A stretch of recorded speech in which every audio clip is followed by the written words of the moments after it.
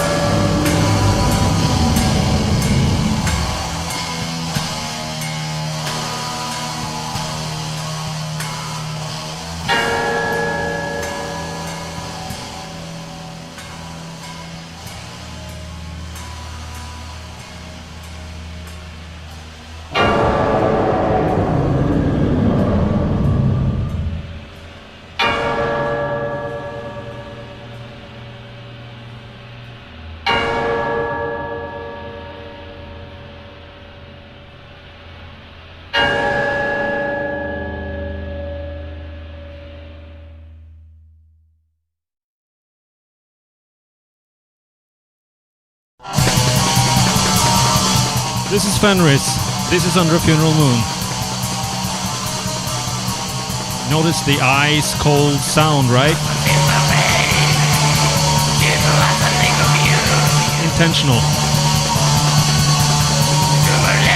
Very much so. Very treble guitars like wasps. Fussed up bass, which became rather normal during the 90s and so on. And the drums, where the hi-hat seems to be the loudest thing on the drums, except the floor tom, which is like louder than everything else, actually. I'm saving that floor tom for special occasions on the album. Listen to that really, really loud hi-hat. I stripped down the drum kit for this recording, so there's no toms except the floor tom. Trying to play just on the cymbals and the bass drum, the snare, and the floor tom. No other toms.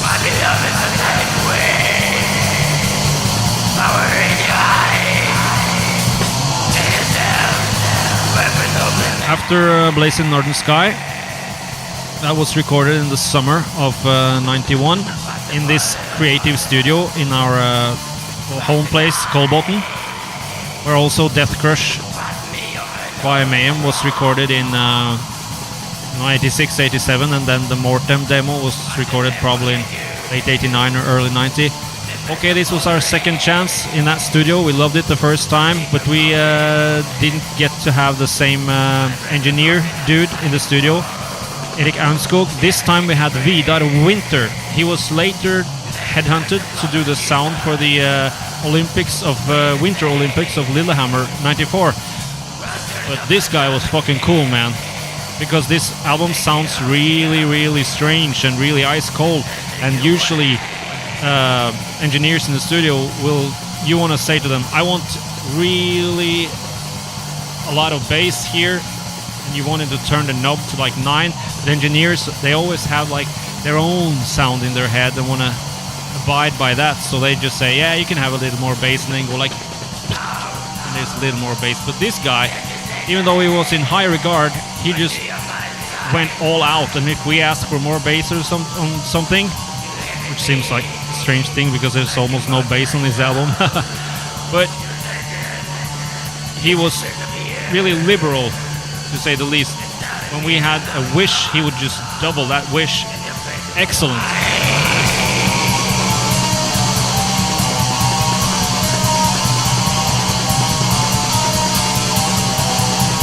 Ted wrote this song, and it's the start song on the album, because I had the start song on the album on the Blazing Northern Sky. We started recording this. We recorded it in the summer of 92. That was Natasha in Eternal Sleep.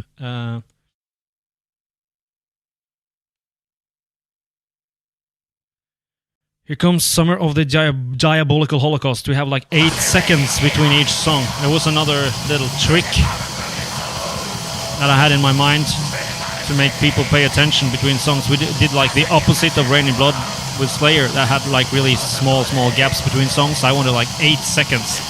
Probably heard that on an old album and thought that was a really great idea. And we did that for quite a few albums.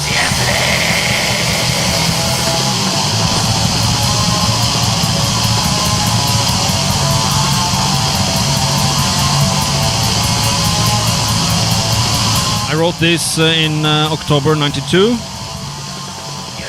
So we started writing for this album. Oh, that must be some sort of fucking typo, man. Must have been written in October 91, actually. We started after the summer of 91. We recorded A Blazing Northern Sky, and then we had like probably a couple of months of hiatus, like a holiday, and then we started immediately to work for this album. Now, this album, Under a Funeral Moon, is actually our only pure black metal album.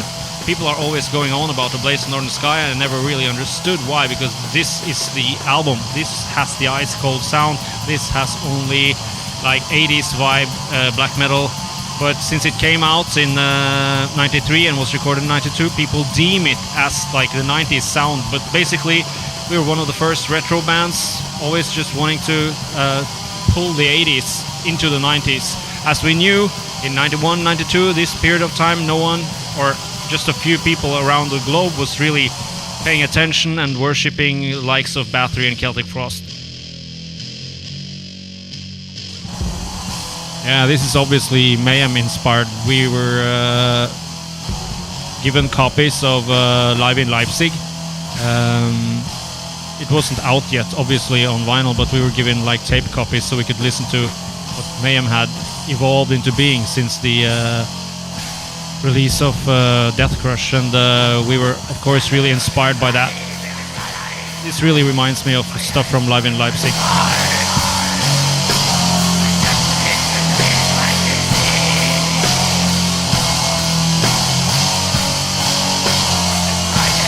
And after the recording of A Blaze in Northern Sky in summer 91, I told the other guys, we have proven to ourselves we can do this black metal thing now, so I have faith in each of you.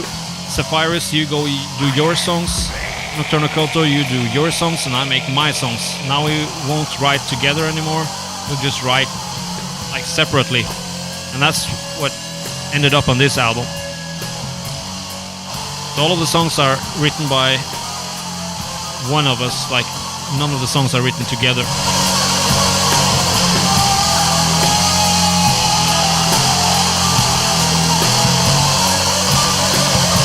We were probably not fucked up as usual when we recorded this, but we at once we got our takes laid down, then it was like a total boozer and substance abuse ahoy, man. Crazy sessions in creative studios there in our hometown.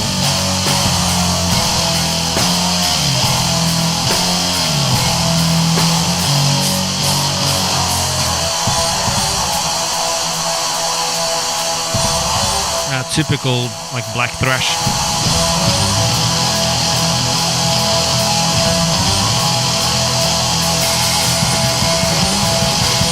I've forgotten about this riff. Actually good, and there you can hear the floor tom.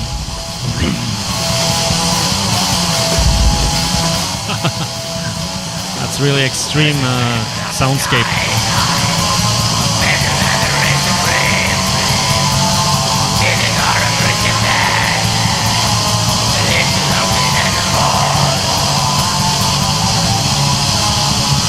If I can remember correctly, studio is huge. And we have a effect pedal that's huge, and the amplifier that Ceph used was tiny as hell. Fucking funny. Real big ass studio and a tiny ass amp.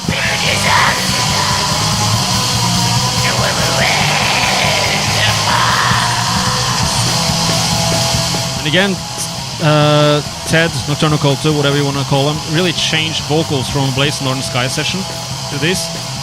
We never rehearsed with vocals, so it was always really exciting when Ted was doing vocals to see how the vocals would be this time, because it was so different on the three first albums, like Soulside Journey, Death Metal, and Blaze Northern Sky, that kind of black metal vocal, and Under Funeral Moon, this kind of black metal vocals.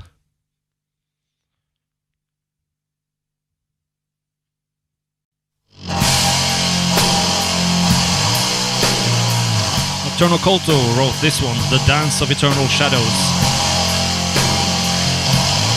April 92. It's damn funny there was a typo, man, on the previous song, October 92. It says the music was from, and that's after the album is actually recorded. Took a long time before the album came out, as usual. Like 8 months or so from the recording was done till the album was out.